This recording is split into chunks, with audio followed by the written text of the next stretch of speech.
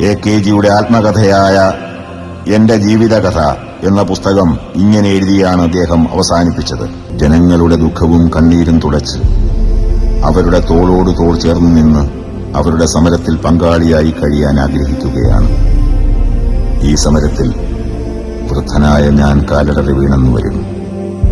ലക്ഷ്യത്തിലെത്താൻ എനിക്ക് കഴിഞ്ഞില്ലെന്നു വരും. പക്ഷേ എന്റെ സഖാക്കൾ എന്റെ മാർഗത്തിൽ കൂടുതൽ ആവേശത്തോടെ മുന്നേറുകയും ലക്ഷ്യത്തിലെത്തുകയും ചെയ്യും. ഭാരതത്തിൽ ദരിദ്രരുടെയും ഭാരം ചുമക്കുന്നവരുടെയും കഷ്ടപ്പെടുന്ന എല്ലാ ഇടത്തരക്കാരന്റെയും വസന്തകാലം വിരിയും. ഈ വസന്തത്തിന്റെ പിറവി കാണാൻ അതിനായി ആഗ്രഹിക്കുന്ന എനിക്ക് കഴിഞ്ഞില്ലെങ്കിലും എനിക്ക് ദുഃഖമുണ്ടാവില്ല.